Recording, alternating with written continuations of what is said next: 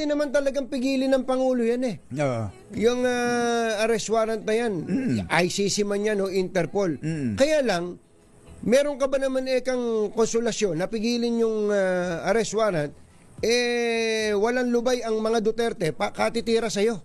Isa pa yun. Ba't ka naman gagawa ng mabuti sa isang taong araw-araw ay tinatawag kang bangag, Ayan. adik, diktador. Tapos pagpaplanuhan ka bang ipapatay. Paplanuhan ipapatay, tapos ipagtatanggol mo ba yan?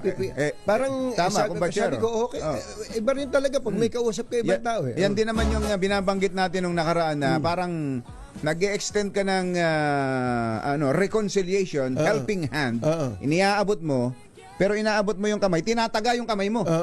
Na sinasabing bangag ka. Ba't mo kami aabotin? Bangag ka. Adik ka. Adik ka. Ngiwi ka. Lahat.